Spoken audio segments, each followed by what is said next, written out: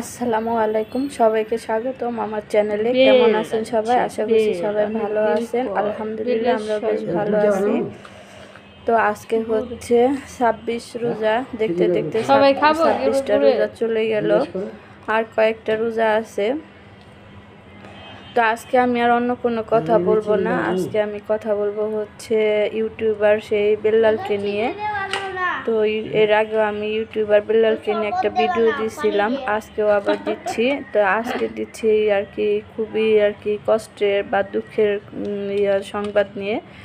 তো দেখলাম যে ইউটিউবার বেল্লাল খুবই অসুস্থ, তাকে নিয়ে সবাই হাসপাতালে দৌড়াদৌড়ি করতেছে। সে হাসপাতালে ভর্তি আছে। তো সে হচ্ছে থ্যালাসেমিয়া রোগী, তার হচ্ছে থ্যালাসেমিয়া আছে। তো তাকে আর কি ব্লাড দিতে হয়, আর সব সময় তার ওষুধ খেতে হয়, কিন্তু সে নাকি ওষুধ খাওয়ায় আর কি করছে, ঠিক মতো ওষুধ খেত না, তার জন্য সে তার রোগটা আবার দেখা দিছে। সে এখন তার কারণে অনেক অসুস্থ। তার মা অনেক কান্নাকাটি করলো। তার মায়ের কান্নাকাটি দেখে তো অনেক কষ্ট লাগলো একটা ছেলের জন্য। তো একটা মা কি অবস্থা হতে পারে সেটা সবাই জানেন।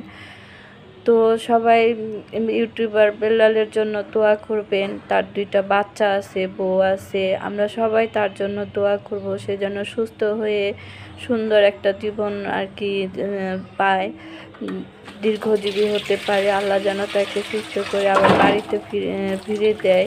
তো আজকে দেখলাম শারমিন মানে বেল্লালের বোন খুব কান্নাকাটি করতেছে। ডাক্তার কি বলছে সেটা শুনে শারমিন অনেক কান্নাকাটি করতেছে।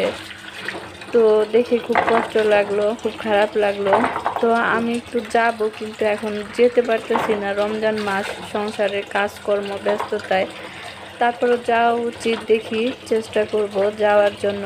তো আপনারা সবাই দোয়া করবেন বেল্লালের জন্য। ওকে দেখে কিন্তু খুব আর কি খুবই খারাপ লাগতেছে। ওর হাত পা মুখ টুক সব ফুলে গেছে। তো এখন বর্তমানে হসপিটালে ভর্তি আছে। তো সবাই দোয়া করবেন আল্লাহ যেন ওকে দীর্ঘজীবী করে। ও যেন 2টা বাচ্চা নিয়ে, বউ নিয়ে সুন্দরভাবে সুখে শান্তিতে আর কি সংসার করতে পারে। তো একটা বাবা না থাকা যে বাচ্চারা না কি অবস্থা হবে বলতে পারতেছি না আর কি। দেখে অবস্থা অনেক খুব খারাপ দেখা যাচ্ছে। বেল্লালের জন্য সবাই কান্নাকাটি করতেছে। গ্রাম থেকে আর কি, দেশের বাড়ি থেকে, গ্রামের বাড়ি থেকে সবাই আসছে ওকে দেখতে। খুকি তারপরে হচ্ছে সবাই আর কি, খুকি ভাবির হাজব্যান্ডের নাম যেন কি, মানে সবাই আসছে। লামিয়া লাইফস্টাইলের সবাই, তারাও আসছে, এসে দেখে গেল বেল্লালকে। তো আমরাও দোয়া করি বেল্লাল যেন তাড়াতাড়ি সুস্থ হয়ে যায়, আল্লাহ যেন তাকে সুস্থ করে হায়াত দারাজ করে, এই দোয়াই করি। আমিন। আল্লাহ যেন তাকে ভালো রাখে। তাকে দেখে অনেক কষ্ট লাগতেছে, একটু যে দেখবো তাও পারতেছি না, এদিকে সংসারের ঝামেলায়। তারপর আল্লাহ যেন তাকে ভালো রাখে। আমি এখন না যেতে পারলেও ঈদের পরে অবশ্যই আমি যাব। ঈদটা শেষ হলেই আমি তাকে দেখতে যাব। আল্লাহ যেন তাকে হায়াত দারাজ করে, আমি যেন গিয়ে তাকে সুস্থ দেখতে পারি।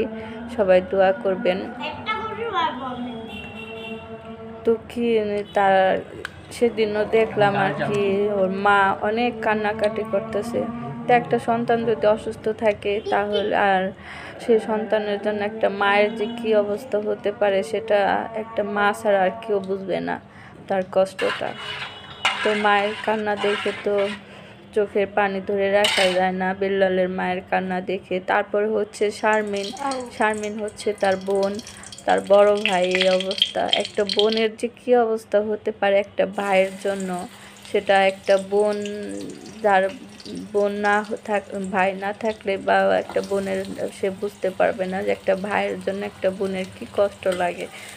তো শারমিনের কান্না দেখে তো আমি চোখের পানি ধরে রাখতে পারলাম না, আমার খুবই কান্না আসতেছিল বেল্লালের জন্য, শারমিনের জন্য।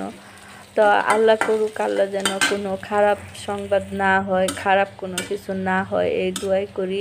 আল্লাহ যেন তাকে হায়াত দারাজ করে, দীর্ঘজীবী করে, এই দোয়াই করি। তো খুবই কষ্টের। তো সে যদি ওষুধটা ঠিক মতো খেত, এরকম অবহেলা না করতো, তাহলে কিন্তু এইরকম পরিস্থিতি হতো না। ওষুধের উপরে যার সারা জীবন এই ওষুধের উপরে থাকতে হবে, ওষুধ খেয়ে যেতে হবে। সে কীভাবে এই অবহেলাটা করলো, অবহেলার কারণে আজকে তার এই অবস্থা। তো যাই হোক, আল্লাহ তাকে ভালো রাখুক, সুস্থ রাখুক, এই দোয়াই করি। সবসময় দোয়া করতেছি। আজকে নামাজ পড়ো, আমি এশার নামাজ পড়তে বসছি, তখন এশার নামাজ পড়ে বেলালের জন্য অনেক কান্না আসলো। দোয়া করালাম আল্লাহর কাছে, আল্লাহ যেন তাকে ভালো করে দেয়। খুবই কষ্ট।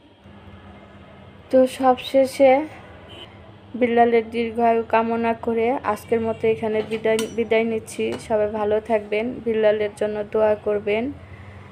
আল্লাহ হাফেজ। আসসালামু আলাইকুম।